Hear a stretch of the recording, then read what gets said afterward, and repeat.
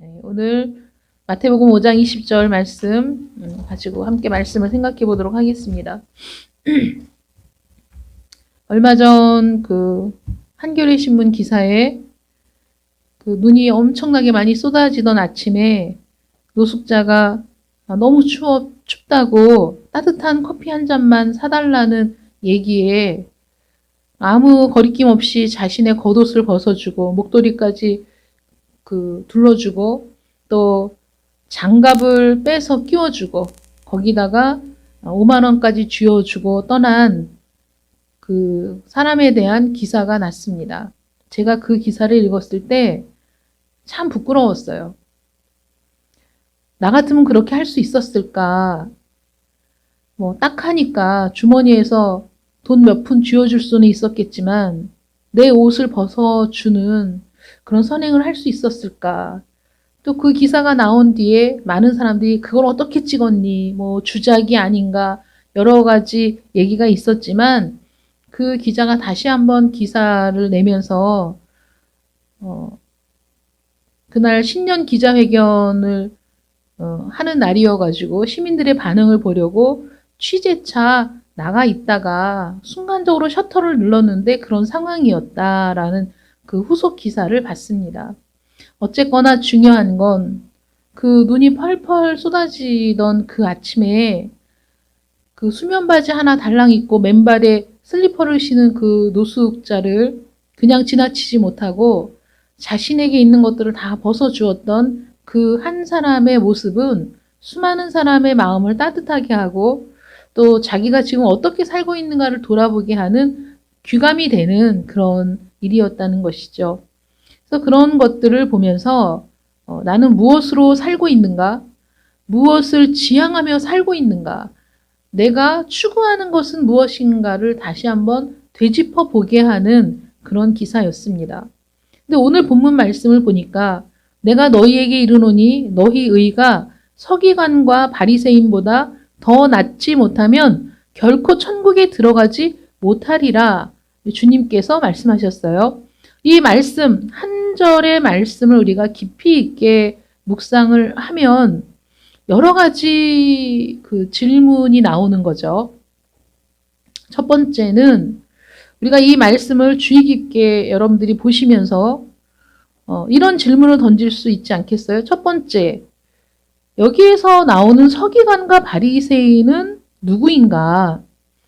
무엇을 하는 사람들인가에 대해서 우리가 알 수 있어야 이 말씀이 이해가 되겠죠. 그 다음에 서기관과 바리새인들의 의는 어떤 것인가? 지금 여기에서 너희 의가 서기관과 바리새인의 의보다 더 나아야 된다는 말씀이시잖아요. 그러면 그 서기관과 바리새인들의 의는 어떤 의이길래 이렇게 말씀하셨을까? 그들의 의의 특징은 무엇인가에 대한 질문이 나오는 거죠. 그 다음에는 그러면 예수님께서 그의 백성들, 그의 제자들에게 요구하시는 더 나은 의는 무엇인가? 그 의는 어떻게 내 것이 될 수 있는가? 어떻게 나타나야 되는 것인가? 우리가 고민해야 될 문제 아니겠어요, 이게? 예수님이 이렇게 말씀하셨으니까. 너희 의가 서기관과 바리새인보다 더 낫지 못하면 결코 천국에 들어가지 못한다는 말씀 앞에서 우리는 심각하게 고민해 봐야 되는 거죠. 이런 질문들을. 그러면 예수님께서 말씀하시는 더 나은 의가 어떤 점에서 서기관과 바리새인들의 의보다 더 나은 것인가? 그리고 결단코 천국에 들어가지 못한다는 건 무슨 뜻인가? 이 한 절의 말씀을 보면서 우리는 참 여러 가지를 생각해 봐야 되고 질문을 해야 된다는 거예요. 여기에서 먼저 우리가 서기관과 바리새인들이 어떤 사람들인가를 한번 생각해 볼까요? 유대 속담에 단지 두 사람만 천국에 들어갈 수 있다면 그 중에 한 사람은 서기관이고 나머지 한 사람은 바리새인일 것이다 라는 속담이 있다고 합니다. 그 정도로 유대인들의 사회에서 서기관과 바리새인이 차지하는 위상은 굉장히 놀라웠던 것이죠. 그러니까 그 시대의 사람들의 생각, 그들의 문화, 그들이 그 어떤 생각을 하고 있는지를 알아야 이 말씀의 진정한 의미를 우리가 알 수 있는 거예요. 서기관들은 가장 유명한 율법 선생들이었고 바리새인들은 가장 모범적인 유대교의 그 표본 같은 사람들이었습니다. 그런데 주님께서 이 말씀을 통해서 뭘 지적하시냐면 유대인들이 생각할 때는 서기관들이 가장 유명한 율법 선생들이고 바리새인들은 정말 유대교, 그러니까 유대교인이라면 마땅히 저런 삶을 살아야 한다는 어떤 최상의 자격을 소유한 것 같은 그런 사람들이었는데 예수님이 지금 이 한마디의 말씀, 내가 너희에게 이르노니 너희 의가 서기관과 바리새인보다 더 낫지 않으면, 더 우월하지 않으면 천국에 들어갈 수 없다라고 말씀하심으로써 사실 서기관과 바리새인도 천국에 들어갈 수 없다고 선언하신 것과 똑같은 거거든요. 그러니 우리 주님이 하신 말씀의 진정한 본질을 이해하지 못하면 사실 그 말씀 한마디 한마디가 그 당시 청중들에게는 폭탄 같고 너무 놀랍고 충격적인 그런 말씀이었다는 거예요. 일반 사람들조차도. 이 바리새인들은 개인적인 경건의 극점에 도달한, 그러니까 정말 그 무흠한, 무결점인 그렇게 보여지는 사람들이었어요. 그래서 굉장히 존경을 받았고 평범한 사람들은 야 우리는 죽었다 깨나도 저분들처럼 살 수 없어. 저 바리새인들처럼 높은 영성에 도달할 수 없어. 라고 생각하고 있었다는 거죠. 지극히 당연하다고 여기는 것, 지극히 당연하다고 생각하며 살아왔던 것들을 흔들어대는 말씀 앞에서 우리는 고민을 해야 되는 거죠. 이 당시 사람들도 우리가 생각하는, 우리는 그냥 읽고 지나친 말이지만 이 당시 사람들은 뭐 해머로 머리를 맞은 것 같은 충격을 받았다는 거예요. 모든 사람들이 그렇게 생각했고 당연하다고 생각했던 일들을 부수는 말씀이었기 때문에 굉장히 놀라운 말씀이거든요. 이 서기관들은 두 종류가 있었어요. 먼저 서기관과 바리새인, 그러면 서기관은 직책을 말하는 거예요. 직책. 뭐 국무장관, 문화부 장관 이런 것처럼 직책이었어요. 서기관. 바리새인은 한 분파를 얘기하는 거였어요. 그래서 서기관과 바리새인이 어떤 그 동질의 뭐 이런 건 아니었지만 이 서기관은 두 종류가 있었는데 국가의 서기관과 교회의 서기관이 있었어요. 그래서 국가의 서기관은 에스라 4장에 나오는 심세라는 사람이 나오는데 그 기록하고 그 말하자면 서기처럼 기록하고 왕에게 문서를 전달하고 보관하는, 공증을 하는 그런 일을 하는 사람이 있었고 교회의 서기관은 에스라 7장에 나오는 에스라. 이 에스라를 성경은 뭐라고 얘기하냐면 모세 율법에 정통한 율법학자라고 소개하고 있어요. 그래서 일이 달랐던 거죠. 그래서 에스라처럼 성경을 해석하는 일에 종사하는 사람. 그래서 이 당시 그 예수님 당시의 서기관 그러면 대체로 이제 그런 사람, 성경에 나오는 서기관은 이런 사람이에요. 율법에 정통해서 율법을 해석하는 사람. 바리새인은 뭐냐? 모세의 율법이 명하는 것보다 더 엄격하게 율법을 지키는 사람. 조상들의 유전에 기초를 둔 의식법과 도덕법을 만들고 이 율법을 지키기 위해서 더 엄격한 것들을 만들어내서 그 안에 속박하고 그것을 지켜내는 사람. 그래서 유대인들에게 가장 높은 평가를 받은 사람들이 바로 이 바리새인들입니다. 그래서 한마디로 정의하자면 서기관들은 율법학자, 바리새인들은 율법을 실행하는 자들.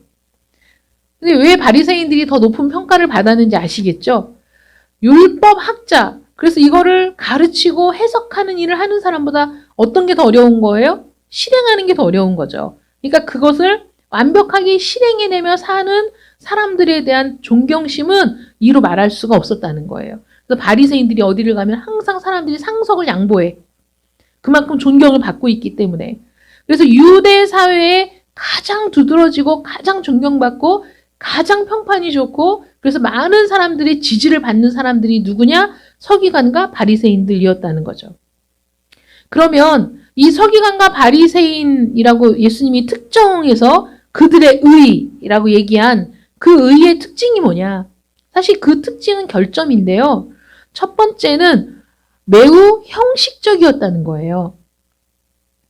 외면적으로는 율법을 완전하게 준수하는 것처럼 보였어요. 그래서 율법이 금하고 있는 것들은 다 안 하는 거죠.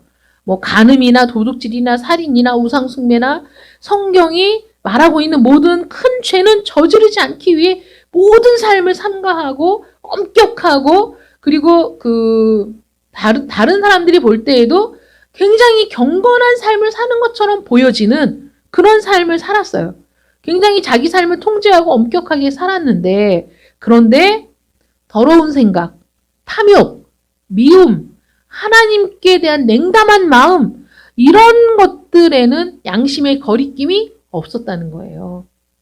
외면적으로는 지극히 거룩하나 그 속은 거룩하지 않았다는 거죠.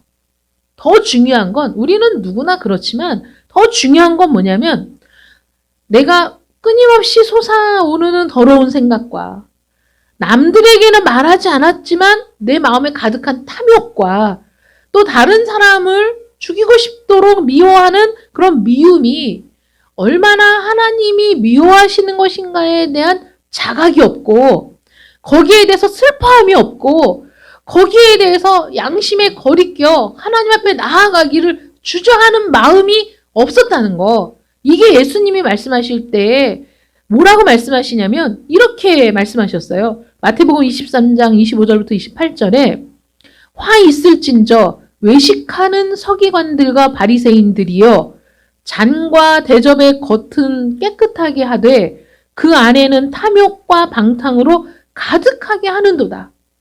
너무나 정확한 지적을 하셨던 거죠. 이런 지적을 받았을 때 그들의 마음에 예수님을 죽이고자 하는 살인의 충동이 일어날 수밖에 없었다는 거예요.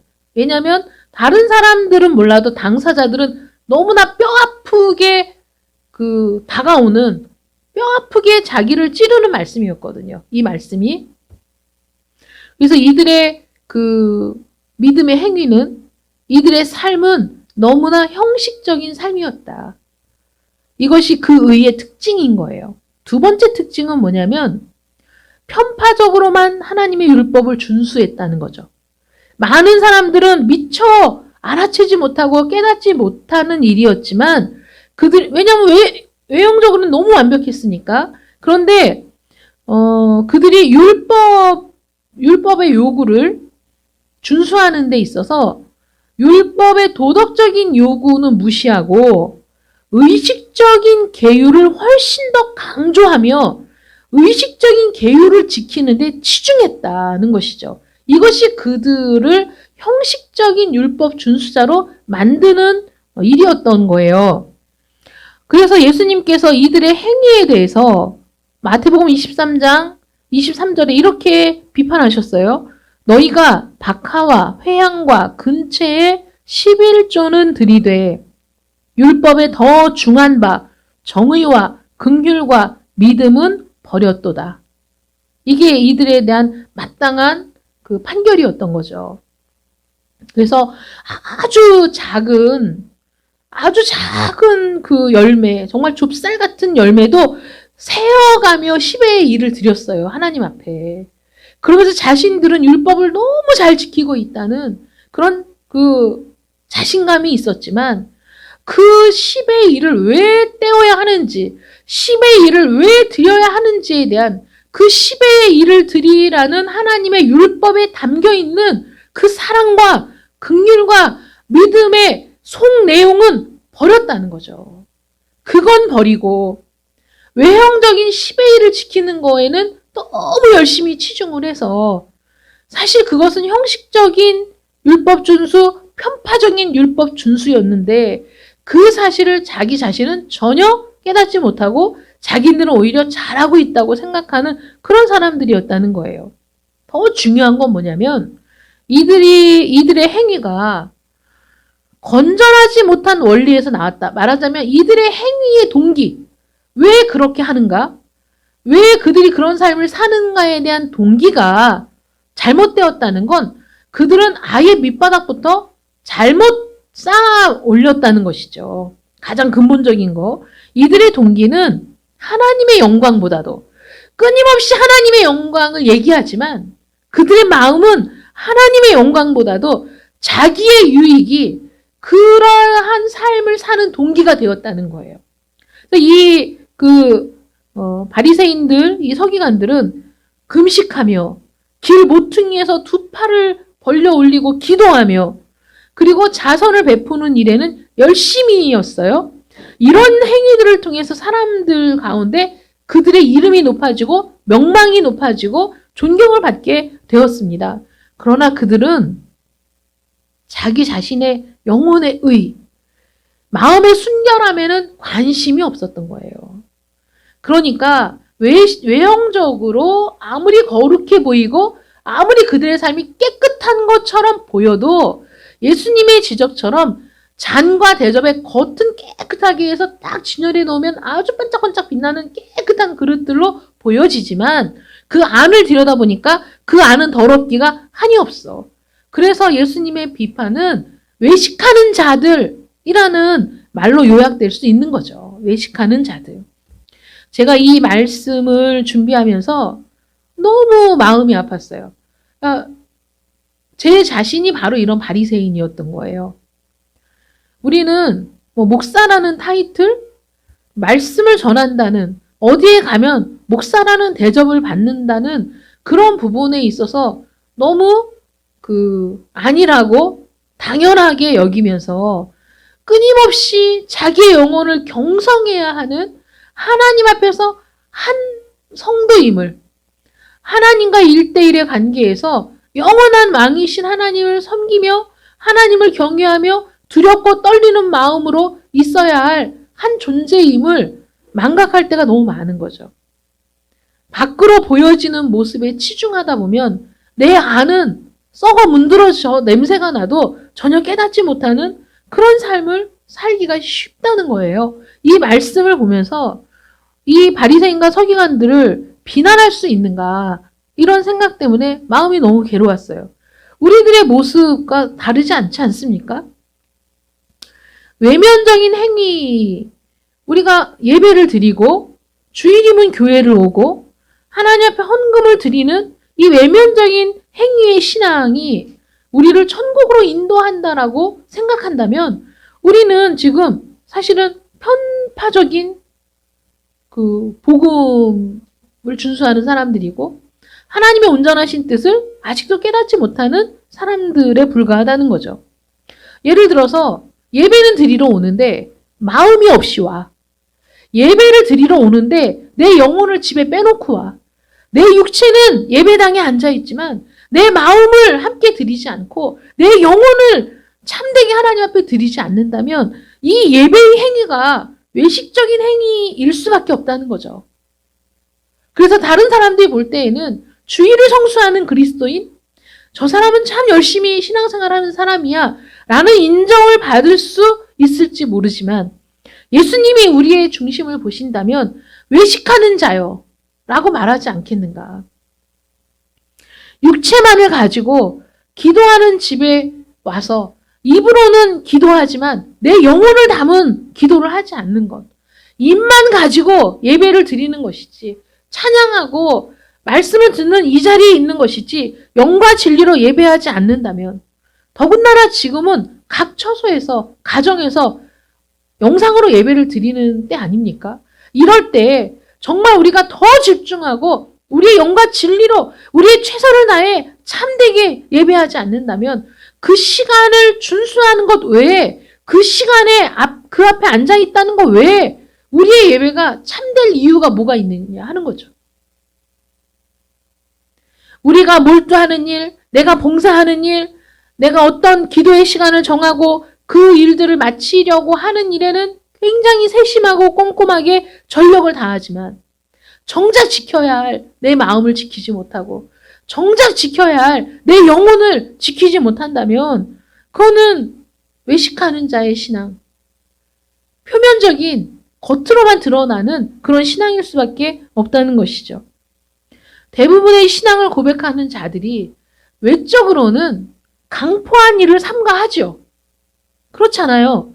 아유, 그래도 교회 다니는 사람들이 낫지? 라고 얘기하는 데에는 그래도 대놓고 사기치진 않지. 교회 다닌다고 얘기하면서 대놓고 막말을 하지는 않죠. 대놓고 나쁜 짓을 하지는 않아. 외형적으로는 그리스도인의 모습을 가지고 있어. 그런데 우리는 거짓말로 다른 사람을 비난하거나 실체를 알 수 없는 말들을 하면서 그 실체의 당사자인 사람들을 곤란하게 하거나 하는 일들에는 양심의 거리낌이 전혀 없이 할 수 있는 사람들이라는 거죠. 도움이 필요한 사람들을 그냥 지나치면서도 우리는 전혀 개의치 않고 살 때가 얼마나 많이 있습니까? 우리야말로 박하와 회양과 근처에 11조는 드리면서도 율법이 말하고 있는 더 중요한 정의와 긍휼과 믿음을 버리고 사는 사람들은 아닌가 하는 생각 때문에 말씀을 준비하며 가슴이 아프고, 그러면서도 또 어떤 생각이 드는지 아세요? 이 말씀을 준비하면서 그런 내 모습을 깨닫게 하신 하나님께 너무 감사한 거예요. 그래도 하나님께서 말씀을 통해 지적하실 때 내가 아파할 수 있는 게 감사하고 눈물을 흘릴 수 있는 게 너무 감사하고 이 은혜를 성도들과 함께 나누고 싶다는 열망이 막 가득 차는 거죠. 우리 모두 이 말씀 앞에서 가슴 아파해야 되고 이 말씀 앞에서 내 자신의 모습을 다시 정확하게 봐야 되고 내가 지금 어떤 상황인가를 분명히 깨닫고 그래서 정말 진심으로 애통하는 자가 되어야 한다. 진심으로 하나님의 은혜를 간구하는 자가 되어야 한다.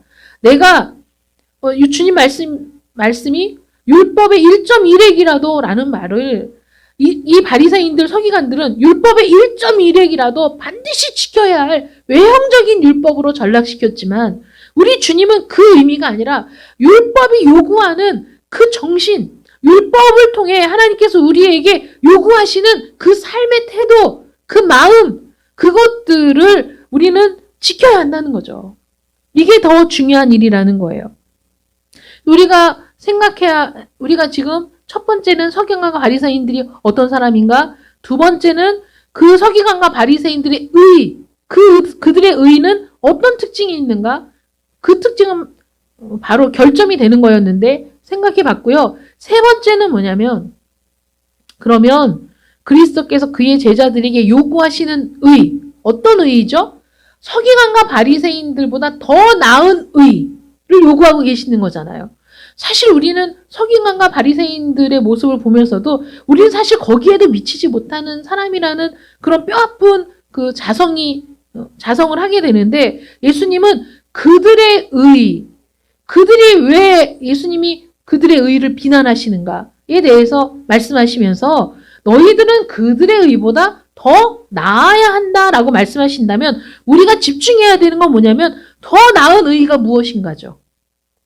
더 나은 의가 무엇인가, 그 본질이 무엇인가를 우리가 깨달아야 되는데 성경이 말하는 의가 세 가지가 있어요. 그러면 또 세 가지나 있어? 이렇게 우리가 갑자기 그 당황스러운데 성경이 말하고 있는 의 세 가지는 뭐냐면요. 첫 번째는 하나님께서 아담과 하와를 창조하셨을 때 원래 갖고 있었던, 그러니까 하나님이 사람을 창조하셨을 때 부여하셨던 그 순수한 의. 그래서 악을 행하지 않고 하나님의 뜻대로 선하게 살아갈 능력을 주셨잖아요. 그 능력을 가지고 의를 행하며 살 수 있는 모든 환경과 여건을 만들어 주셨어요. 아담과 하와가 하나님을 배반하고 범죄하여 그들의 의가 사라진 거죠. 그래서 아담과 하와 이후로 모든 사람들은 이 원래 그 하나님이 주셨던 소유하고 있었던 의는 이제 다 사라지고 없는 거예요. 그러니까 의는 없나니 하나도 없어요. 의를 행할 능력도 없어요. 우리 모두는 그런 존재인 거예요. 그래서 그들이 갖고 있어야 할 의를 상실했기 때문에 아담과 하와는 에덴 동산에 더 이상은 머물 수가 없었던 거거든요.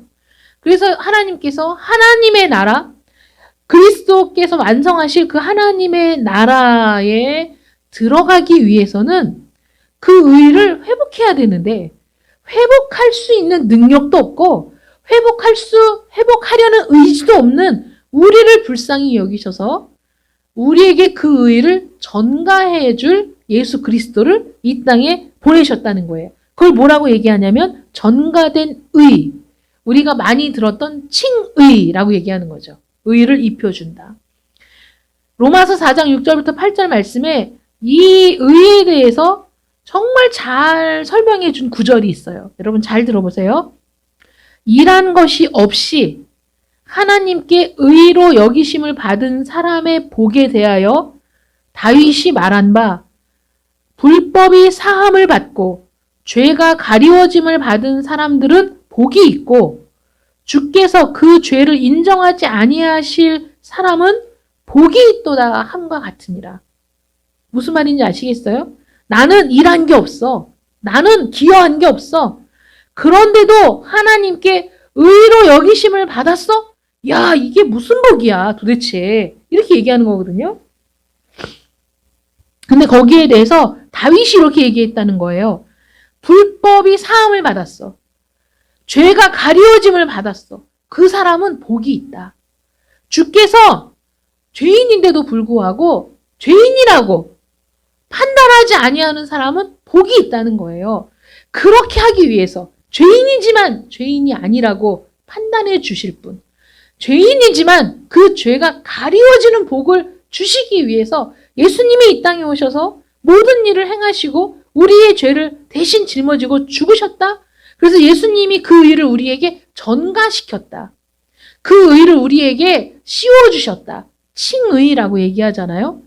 우리의 죄를 말 못하는 짐승의 머리에 안수함으로 우리의 죄를 전가시켜 그 짐승을 죽임으로 하나님께 나아갔던 구약시대의 그 제사의 방법들을 생각해 볼 때 마찬가지로 한 사람의 죄로 모든 사람에게 사망이 온 것처럼 한 사람의 의로 모든 사람이 다시 사는 역사, 이게 전가된 의를 통해서 칭의를 통해서 이루어지는 일이라는 거예요. 그래서 우리는 여기 칭의에만 매달려서 야, 그 칭의를 얻으면 예수 그리스도의 의를 우리가 힘입으면 우리는 하나님 나라에 갈 수 있어. 이래서 복음도 반쪽짜리로 만들고 있다는 거죠. 그런 복음 다 필요 없어. 구약도 필요 없고 예수님만 믿으면 돼. 예수님의 의만 있으면 돼. 라고 얘기하는 것 때문에 더 나은 의도 그것이다 라고 얘기하는 사람들이 많았다는 거예요. 예수님이 요구하시는 더 나은 의가 칭의를 얘기하는 것인가?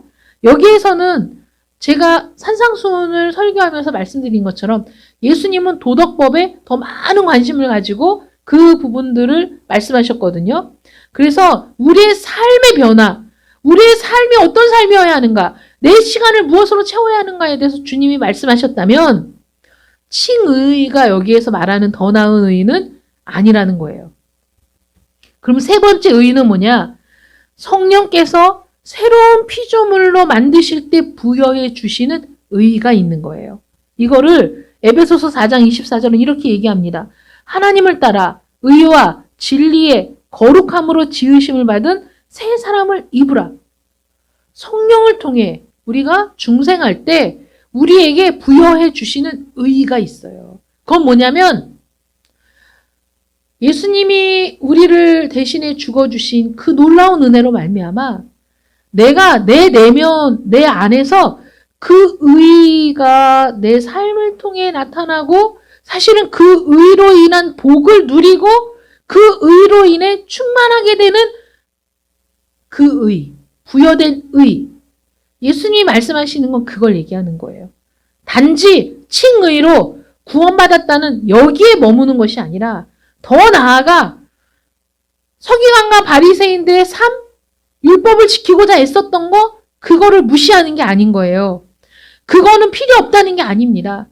그들이 그 율법을 지키기 위해 그 의를 지키기 위해서 그들이 삼가하고 조심하고 열심히 지킨 그 안에 내용이 담겨 있어야 그 내면이 그 외형적으로 드러나는 것들을 다 받쳐주는 힘이 될 때 온전한 것이 되는데 그들은 그거 알맹이는 빼버리고 형식만 가지고 사는 사람들이었다는 거잖아요. 그러면 너희가 더 나은 의의는 뭐냐?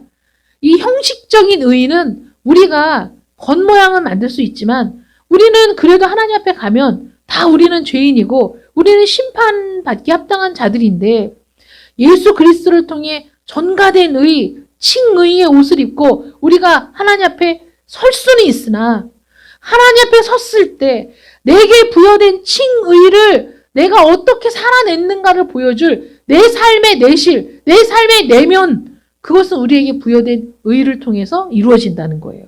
그걸 요구하시는 거예요, 주님께서. 네가 칭의를 입었어? 그럼 그대로 살아야지. 네가 그렇게 구원을 받았어? 중생했어? 그러면 성화되어야지. 그래서 중생과 성화가 별개가 아니에요. 분리할 수 없어요. 중생과 성화가 나뉘어지지 않아요. 중생한 사람, 칭의를 입은 사람은 그 시점부터 이미 성화가 시작된 거예요. 왜냐하면 의가 부여되었거든요. 그 의를 살아내는 것, 그 의를 내 안에, 내면에 채우는 것, 그래서 그것으로 말미암은 복락을 누리는 것, 그것이 그리스도께서 우리에게 요구하시는 더 나은 의라는 것을 여러분 깨달으시길 바랍니다. 오늘 말씀이 어려운 말씀이지만 너무나 은혜가 되는 말씀이에요.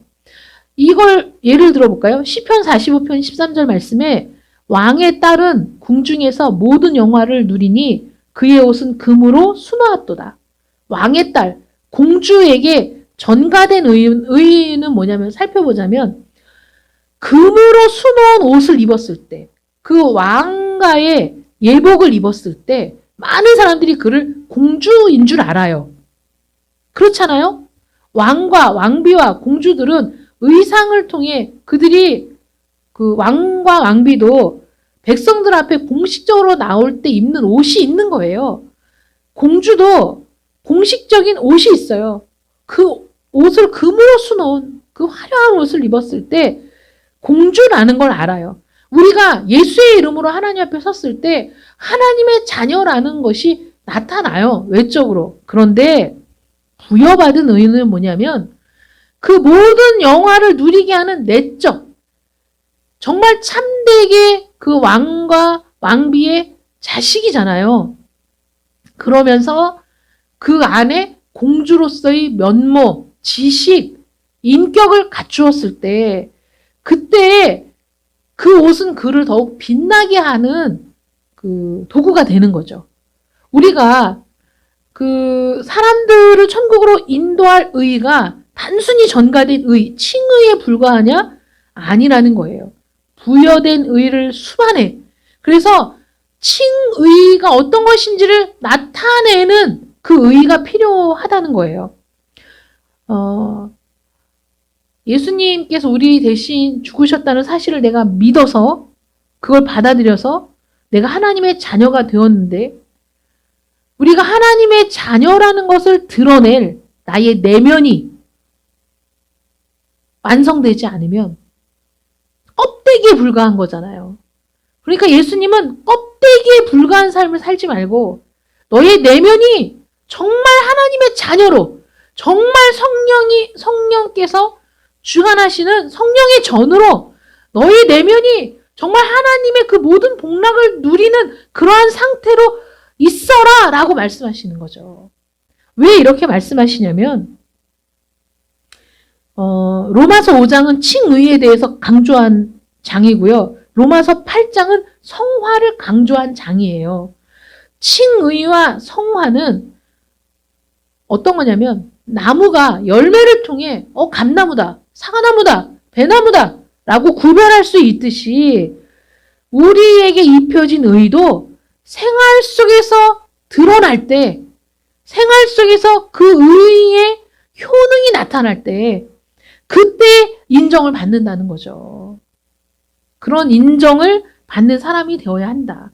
그래서 예수님께서 그의 영원한 왕국에 참여하게 될 모든 사람들에게 요구하신 의, 그게 도대체 어떤 거냐? 본질을 확인하고 싶으세요? 서기관과 바리새인과 정반대의 입장이면 되는 거예요. 서기관과 바리새인의 특징을 아까 말씀드렸잖아요.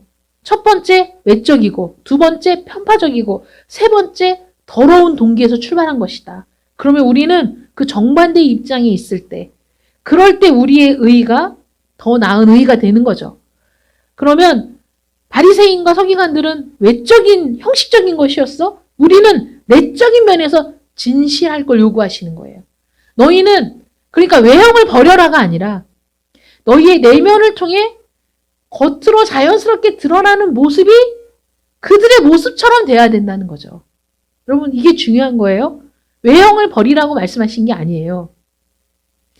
너희의 내면이 그 의로 가득 차서 너희의 내면이 성화됨으로 말미암아 그 인격이 성숙하고 신앙이 성숙하고 그 내면이 성숙하여 그 내면에서 나오는 성숙함이 외면을 변화시켜.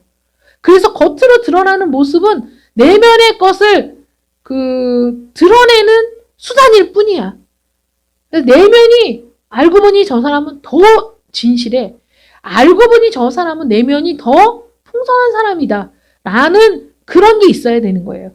서기관과 바리새인이 외면적인 형식적인 사람들이었다면 우리는 내면적으로 진실하고 내면적으로 풍성하고 내면적으로 참된 사람이 되어야 한다는 거죠.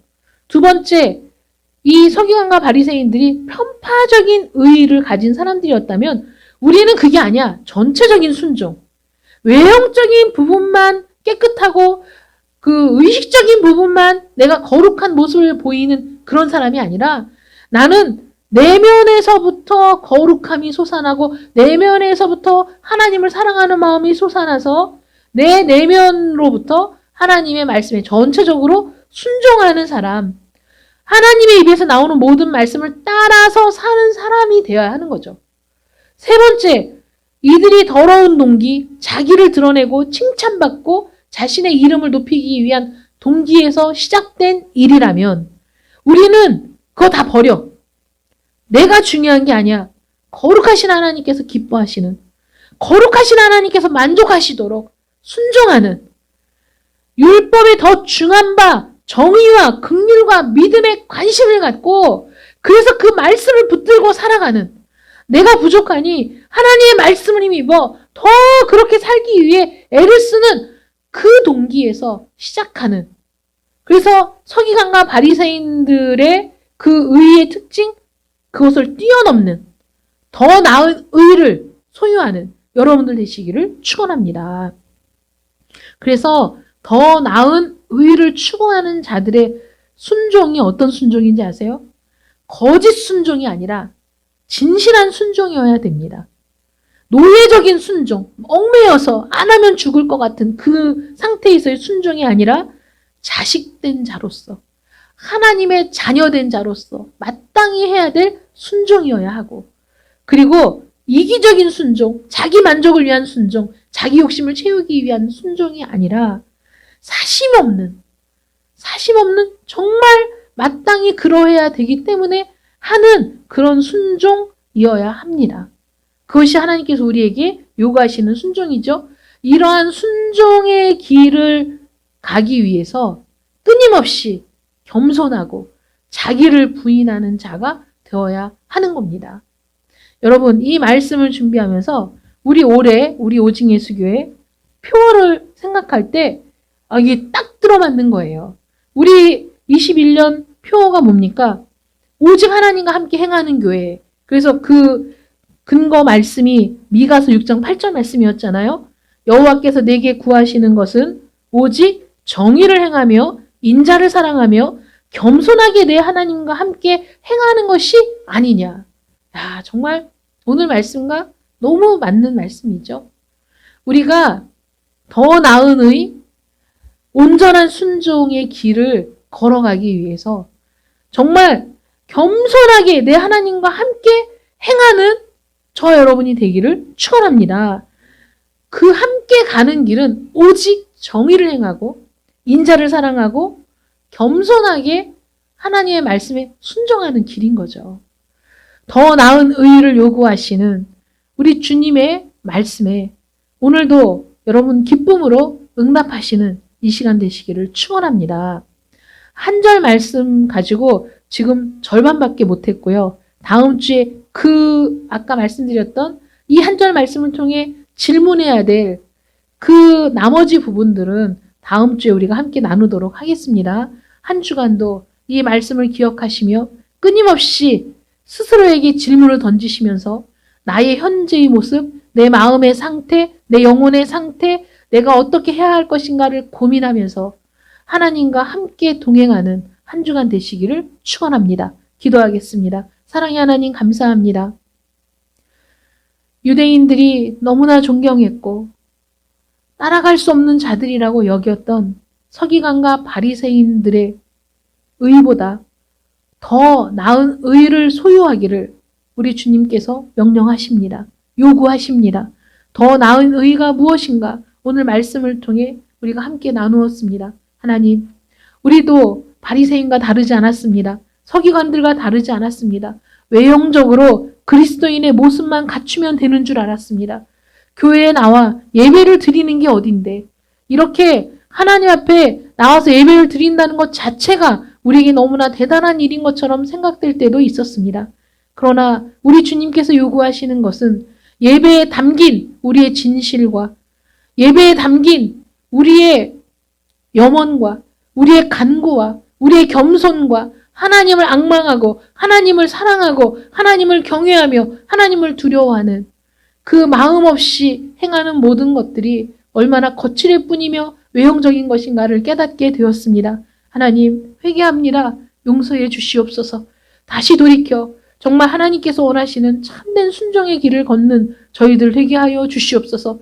우리 주께서 우리에게 전가하신 그 칭의를 붙들고 살아가지만 거기에 머무르지 아니하고 성령께서 내주하시며 함께하시며 우리를 의의 길로 인도하시는 그 길을 따라 걷는 자들 되게 하여 주시옵소서. 그래서 약속하신 하나님의 놀라우신 은총을 누리고 복락을 누리며 기쁨이 가득하고 성령으로 충만하여 하나님 우리가 이 세상을 살면서도 하늘의 기쁨을 가지고 살아가는 자들 될 수 있도록 은혜를 베풀어 주시옵소서. 예수님의 이름으로 기도드립니다. 아멘.